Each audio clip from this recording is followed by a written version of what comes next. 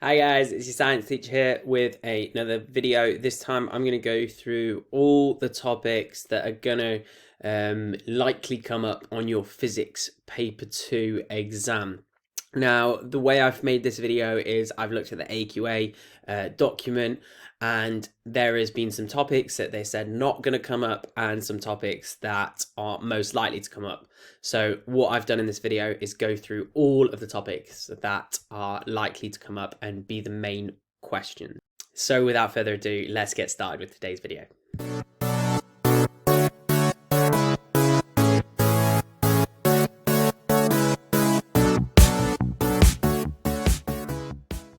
So the rationale for this video came from the AQA syllabus saying that they were going to include certain topics this year and exclude certain topics from the exam.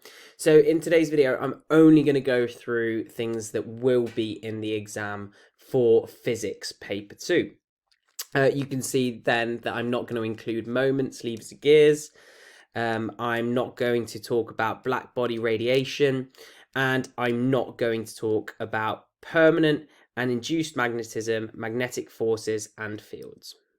Now, it's important to remember at this stage that things that are the major focus of the content of the exam does not mean that they will make up the whole exam, and there shall be things in the exam that are not included in this video and that are not included in this document, okay? Because those major topics, they will just make up the bulk of the exam, maybe 60-70% of the marks.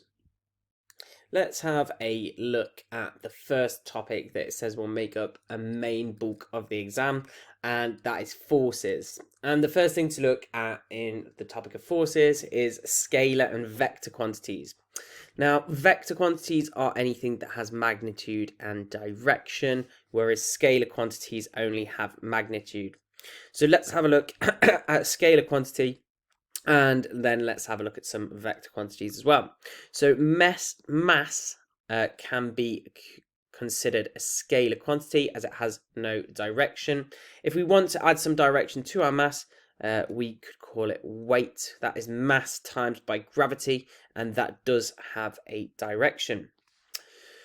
Another scalar quantity is distance. And if we want to look at a distance in a certain direction, that is called displacement, which is the vector quantity. We also have speed as a scalar quantity. If we want to have a look at speed in a certain direction, that is called velocity. Some other examples of scalar quantities include power, time, and some other examples of vector quantities are acceleration, and all forces. Any force is a vector quantity, as forces can be represented by an arrow. But what actually is a force? Well, a force is a push or a pull, and it is an object putting an interaction on another object. Calculating the resultant force is quite easy if you only have forces acting on one plane and if they are balanced on the other plane. So let's have a look at here. We've got a car, and cars don't usually fly, so the weight force acting down, it will be equal to the reaction force of the road back on the car. And if we say that this car has a weight of 500 newtons, for example, the reaction force will equal 500 newtons. But what happens if the driving force on the car is 7,000 newtons and the friction of the road is only 3,000 newtons? Well, this is quite easy. We can represent our forces acting on the car with one arrow, and that would be 4,000 newtons acting to the right. Because the 500 newtons takes away from the 500 newtons here, that means that it's going 0 newtons vertically, and the 7,000 newtons takes away from the 3,000 newtons, so it will have a resultant force of 4,000 newtons to the right. Let's have a look at this plane though, because planes can have multiple forces acting in different directions. It can be accelerating forwards as well as accelerating down towards the ground. So let's have a look at this plane. And this plane has an upward force of 3,000 newtons, and it has a downward force. I know that these are small numbers for a plane. Imagine it's a small one maybe, and it has a downward force of 6,000 newtons.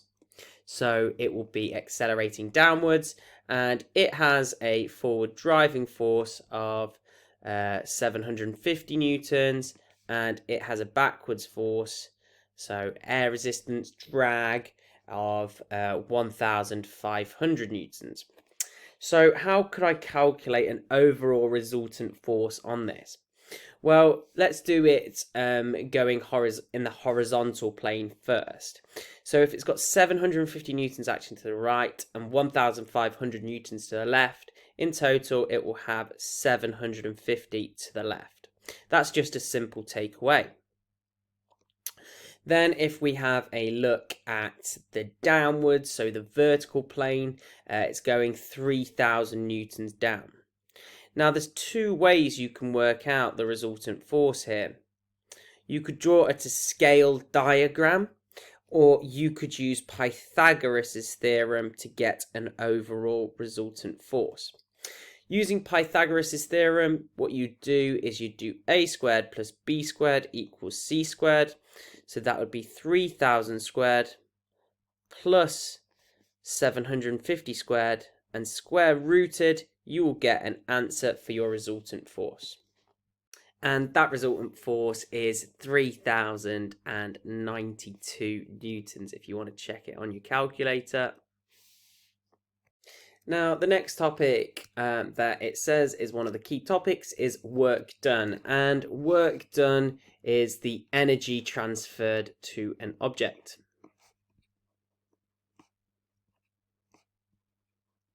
And the way we calculate our work done is we do work equals force times by distance.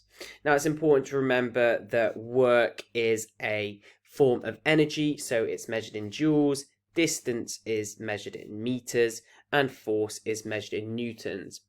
Now, these work done equations are usually accompanied by another equation. So if you found the energy, for example, you could find the power of the appliance, and that is one way that this could be applied.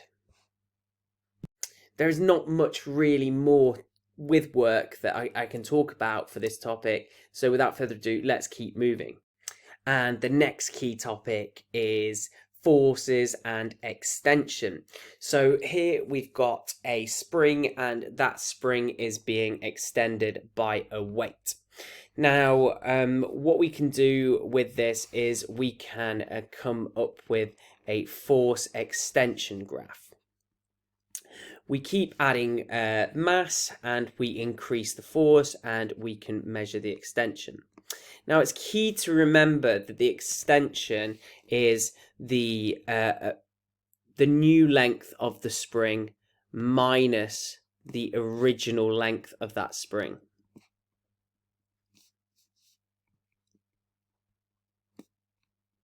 If you don't do the minus the original, you will not get this question right. And that's a lot of how people fall up on these questions. Now, if you draw your force extension graph, what you will notice is at the start of the graph, you will get a proportional graph. The force will increase with extension proportionately. However, after a certain time, it will stop, the spring will stop behaving elastically, and this point is called the limit of proportionality. And the limit of proportionality is when a spring stops behaving elastically. This is like when you stretch a slinky too much, and you know when you let it go, it doesn't return back to its original shape. We can also describe the spring at this stage as elastically deformed. And it just means that it will not return back to its original shape.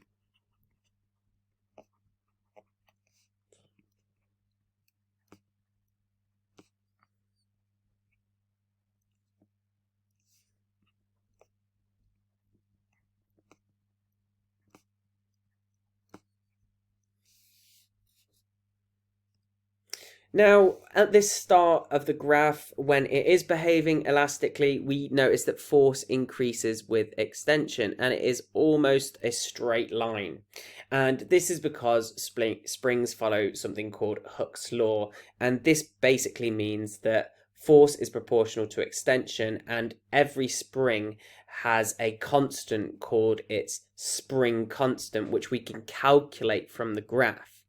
Now, if we draw a little triangle here, and we've got the change in force here, and we've got the change in extension here, we can work out our spring constant, which we call K, which is the change in force divided by the change in extension. And I know this goes against a lot of your rules of gradients, which is dy divided by dx, but it's just the equation of Hooke's law, which is F equals kx, where F is the force, K is the spring constant, and x is the extension. Now we can also calculate a property known as the elastic energy, which is the energy stored in the spring when it extends. And to do this, the elastic energy equals half times by the spring constant times by the extension squared. So that's where that extension calculation often tricks people. You've got to remember to do the new length minus the original to get the extension. And unsurprisingly, when you increase the extension, the amount of elastic energy stored in that spring increases. Motion across a straight line is another key part of your Physics Paper 2 exam, so let's dive into that. And in motion is distance time graphs and velocity time graphs. And let's look at how to interpret these two types of graph. The first one is a distance time graph. And here you can see at the start of the graph, the distance is increasing as time is increasing. And this means that it's going at a constant speed here now. If it has a constant gradient, you know that it's going at a constant speed. And you could actually work out that speed during that section by doing the change in distance divided by the change in time, dy divided by dx, and that's how you would calculate the speed between them 2 points. For the second bit of the graph, it is stopped. It's stationary if you see a horizontal line on a distance time graph. Here you can see the acceleration. There is acceleration between these 2 points on the graph. You know that it's accelerating because you no longer have a constant gradient. You could work out the speed at a certain time by drawing a tangent to that line. Then you notice that it is stationary again. And then when you get a negative gradient on a distance time graph, you know that they are returning home. And here you can see it's also at constant speed, and you can work out that speed again by doing the gradient of the line. Because, as you know, the speed equals distance divided by time. Over here, I've got a velocity time graph. And that means that this graph that looks exactly the same over here is actually completely different. And now when I've got a constant gradient, it doesn't mean that I have a constant speed. It actually means that I've got a constant acceleration. And you could work out that acceleration by doing dy divided by dx, because acceleration is equal to the change in velocity divided by time. Now, in this second bit of the journey between here and here, now it's going at a constant speed as the velocity is constant during this part of the journey. When you have a changing gradient like this, that means that you have a changing acceleration. And you could work out the acceleration at a certain point by doing a tangent to the line. Then you've got constant speed again.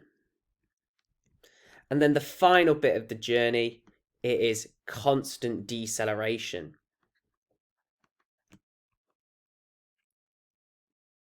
Another key thing about velocity time graphs is you can actually calculate the distance traveled. And to do that, you do the area under the graph equals the distance traveled.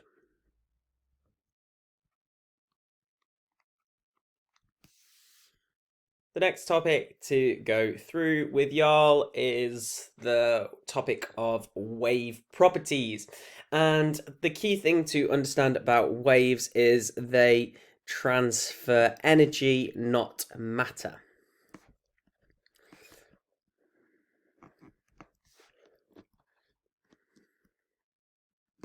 And there are two types of waves that you need to know about. They are the transverse waves, in which the vibrations are perpendicular to the direction of travel of the wave. So this wave will vibrate up and down whilst the wave moves along this way.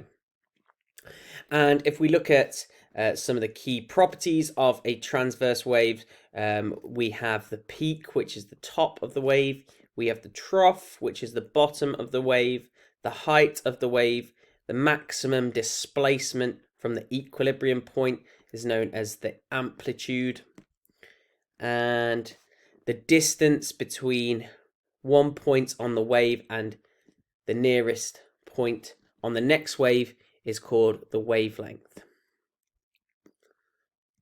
So the wavelength could be the distance between two peaks, or it could equally be the distance between two troughs. And the other type of wave, which is the longitudinal wave.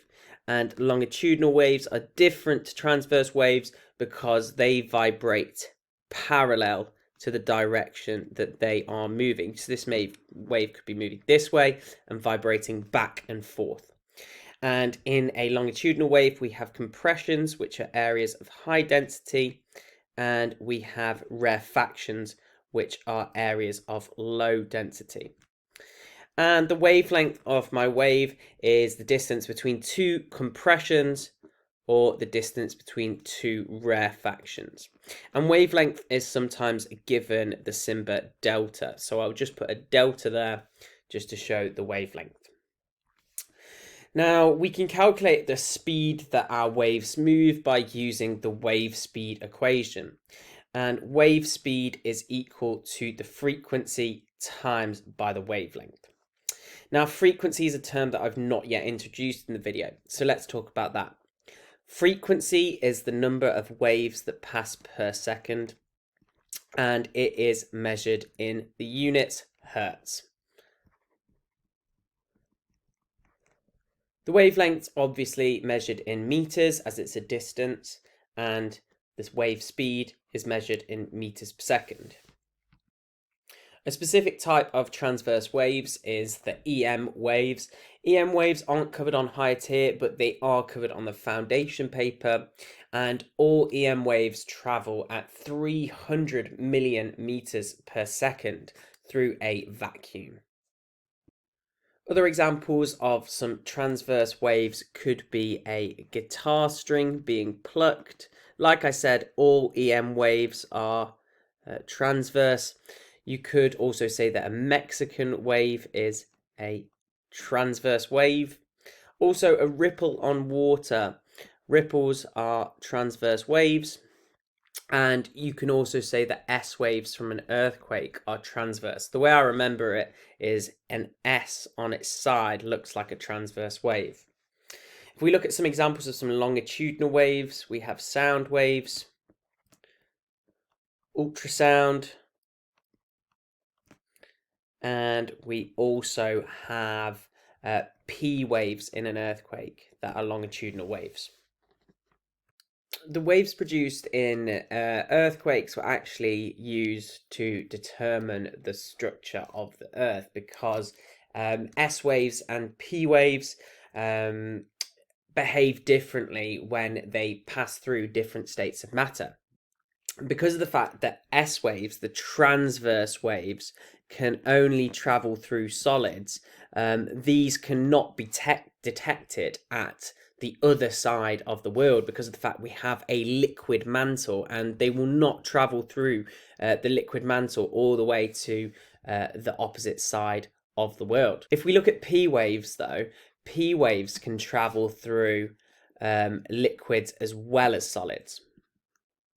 As a consequence, these P waves can be detected at the other side of the world, and there's only a small part of the world where we don't detect P waves, and this is kind of called a shadow zone. And the shadow zone proved in that the Earth has a solid core, because of the fact that the P waves will refract when they go through this solid core. That basically means that they will slow down or speed up when they go through the different layers. And because of this slowing up and speeding down, the waves are bent, and this results in a shadow zone. The next bit of the topic goes into more depth of speeding up and slowing down the waves. This is the required practical that it says is going to come up in your Physics Paper 2 exam, and this is the properties of light through reflection and refraction. The key principle of refraction is that when waves change speed, they change direction. And here we have a glass box, and we also have a ray box that would be positioned up here. And what the ray box does is it will fire a light beam, a single light beam, at your glass box. And what will happen is when it goes from the air into the glass, we get a change in density of material, and it will cause the light to slow down and refract, and it actually changes direction.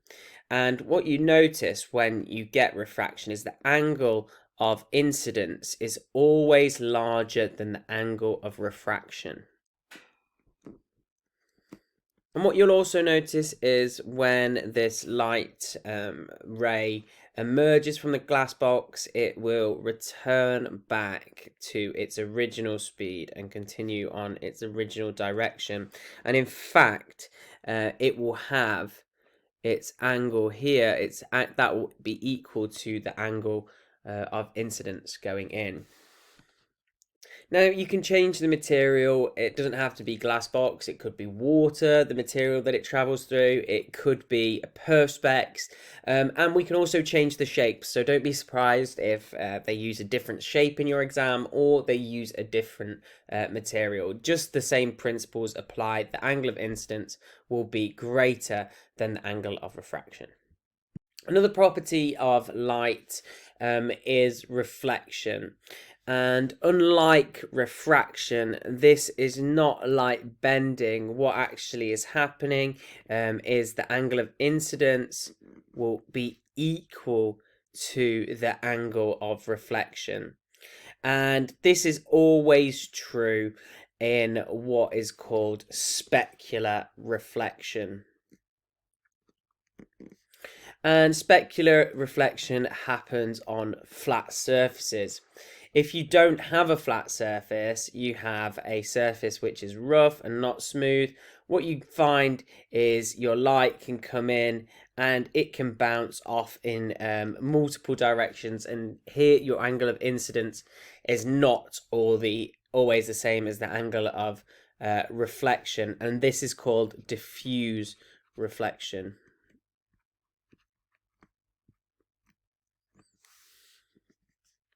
And swiftly moving on, we are now going to look at the topic of momentum. And the equation in order to calculate momentum is momentum equals mass times by velocity. where mass is measured in kilograms, velocity is measured in meters per second, and momentum is measured in kilograms, meters per second. Now, what's really important to remember in the topic of momentum is that momentum is always conserved, and this is called the conservation of momentum. So this means that momentum before a collision is equal to the momentum after a collision. Let's have a look at this example here where I've got two cars. Here I've got a black car and I have a white car. And if the black car has a mass of 200 kilograms and the white car has a mass of 300 kilograms, and they're moving in opposite directions. So here it's moving at 2 meters per second, and here it's moving this way at 3 meters per second. I can work out the speed that they will move after the collision if they stick together. And the way I do that is by using this momentum before the collision equals the momentum after the collision. So if I get the momentum before the collision, I have, let's take this as car 1 and car 2. I have 300 kilograms times by 3 meters per second. And I'm going to take that away from 200 kilograms times by 2 meters per second. And that will give me the momentum before the collision. So that is just simply 900 kilogram meters per second. Take away 400 kilograms meters per second, which equals 500 kilogram meters per second. Now I said that these cars stuck together after the collision, so that means their masses add together. So my momentum before the collision is 500 kilogram meters per second, and my momentum after the collision, when I know the mass is 500 kilograms, and I need to work out my velocity that they move off together. Well, as you can see here, if I divide both sides by 500, that'll leave the velocity on its own. So the velocity after the collision will equal 1 meters per second, and it will be moving in this direction. Now, as well as the sticking together collision examples, we need to also know what happens in explosions. And here I've got an example of a gun recoiling. Now, I know the velocity and the mass of the bullet, and I'm trying to work out the velocity that the gun recoils at. Now, if I use the same principle as before, that momentum before the collision equals momentum after the collision, I should be able to get to my answer, because of the fact the momentum before the collision simply is equal to 0. The gun was not moving and the bullet was not moving either. So let's try and work this out then. So I've got my 3 kilograms and I'm going to times it by my V, and I'm going to take it away from my 0.005 kilograms times by 300 meters per second, and that will equal 0. So let's get this sorted out so I can do my calculation. It will be 3 kilograms times by V minus 1.5 kilogram meters per second equals 0. So let's add 1.5 kilogram meters per second to both sides. So I've got my 3 kilograms times by my V equals 1.5 kilogram meters per second. Then all I need to do is divide this 1.5 by 3, and I will get my velocity of the gun recoiling. And 1.5 divided by 3 equals 0.5 meters per second. The only other thing that could come up in the topic of momentum is how we create our safety appliances in cars using the principles of momentum, because of the fact that the force that you experience on your body equals the change in momentum divided by time. So this means in a collision, we design cars in order to increase the time of collision. For example, on the front of a car, they have what is called crumple zones, and these are pieces of the car that are specifically designed to brake in a collision and increase the time that that collision takes. As well as crumple zones, we also have seat belts in our cars, and we also have airbags that go off in the collision. And all these do is these increase the time of the collision, and you can see that if time increases, that the force we feel decreases. This is the same principle also as why cyclists wear helmets.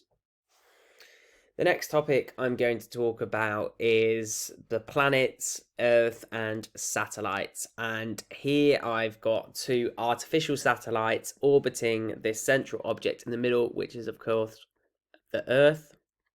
And I have one satellite which is closer to the Earth, and I have one satellite that is further away from the Earth.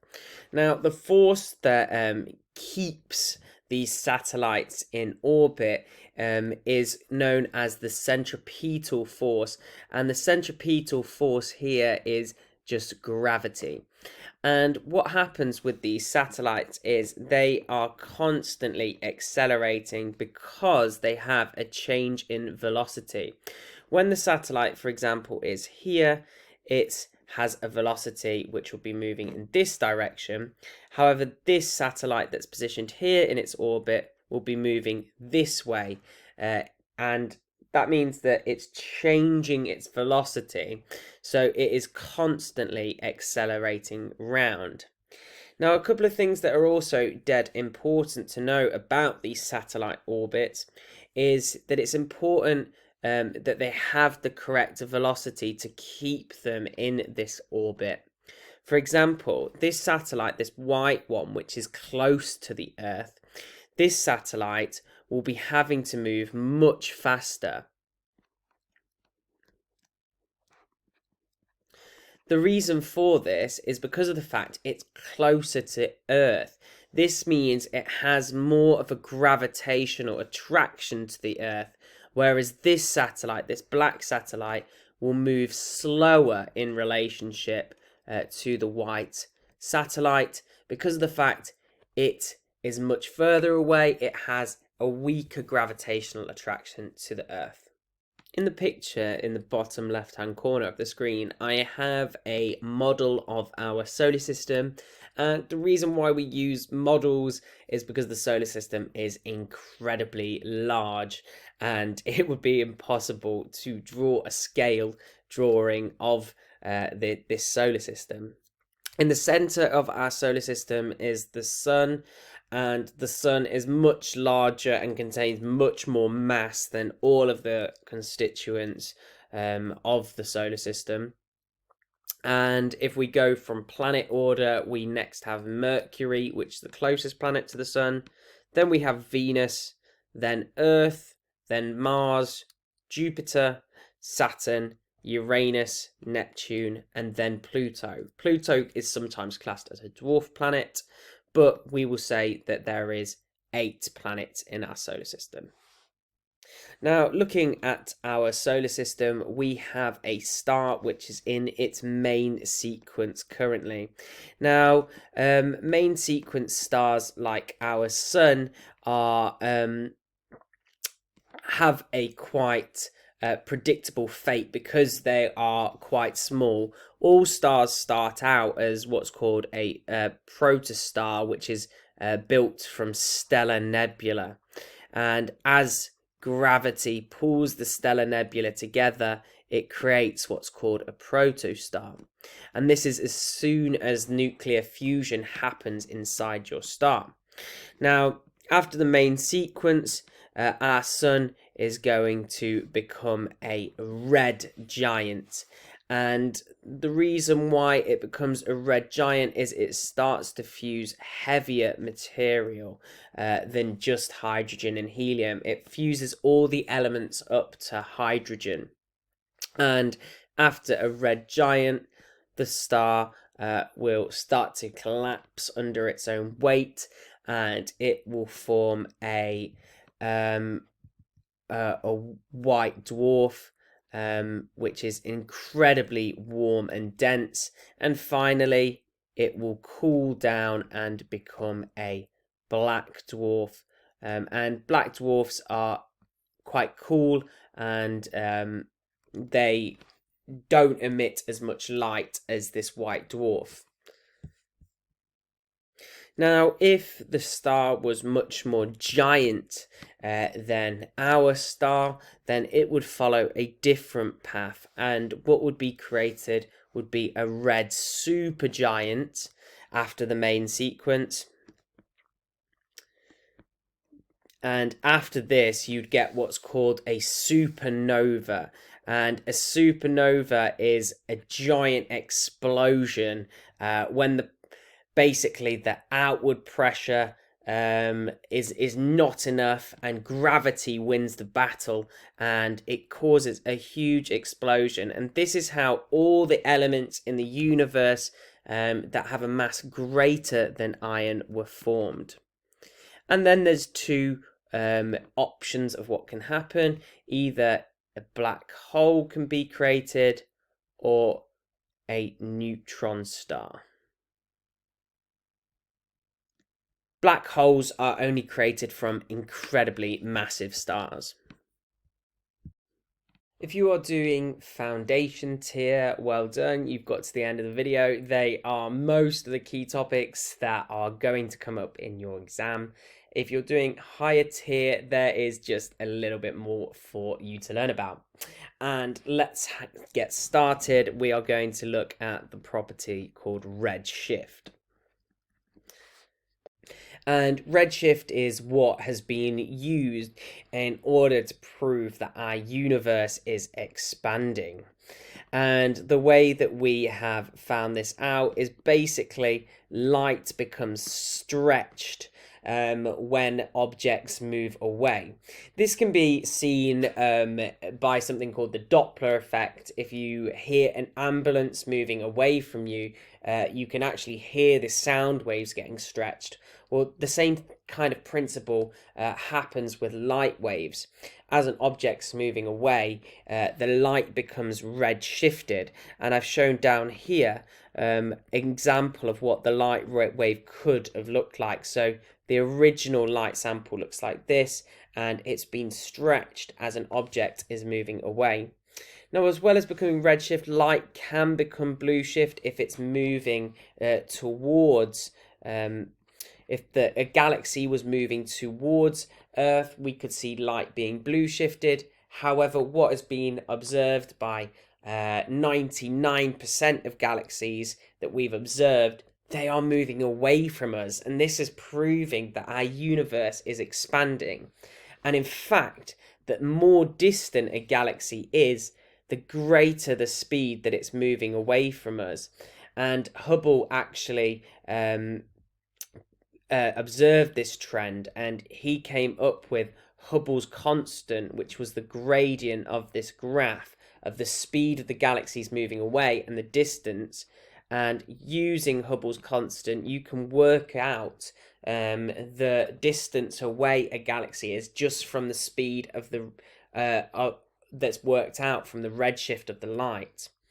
Now, as well as redshift, we also have cosmic microwave background radiation, which proved the Big Bang Theory.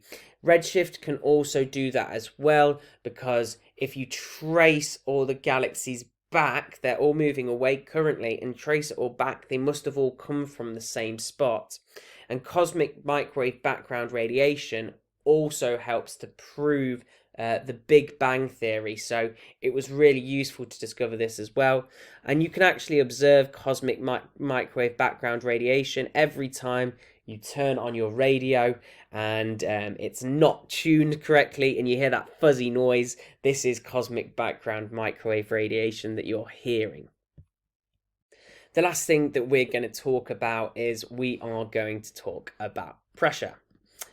And we can calculate pressure simply by using the equation pressure equals force divided by area. And this works for solids.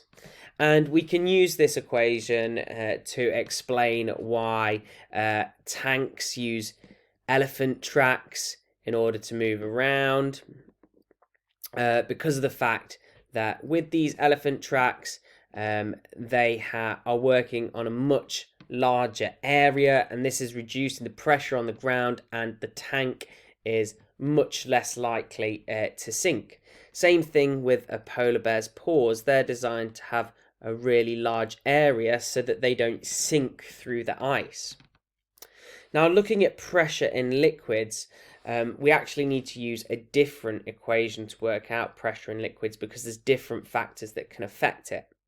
The pressure in a liquid is affected by the height, times by the density of the liquid, times by gravity.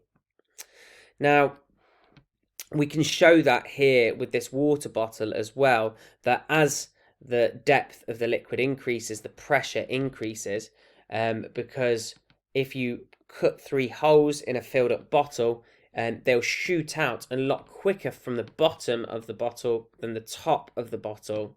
That's because pressure is much greater the deeper you go down. You can see this also with deep sea fish. They have special adaptations in order to cope with the pressures at such high depths. For example, the blobfish, which you've probably seen many memes of in the past, they have no bones, and that's why they have that funny shape. And the reason is because of the fact that the pressure is so great at them depths that if they had bones, they would be crushed. Now, as well as changing the depth of your fluid, you can also change the density of your fluid. Using a more dense liquid, you are going to create higher pressures as well. As well as pressure in liquids, we're also going to finish off with pressures in gas.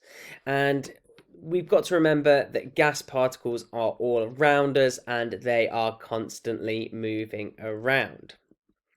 Now, unlike with pressure in the ocean, in fact, atmospheric pressure, the higher you go, the less pressure you have.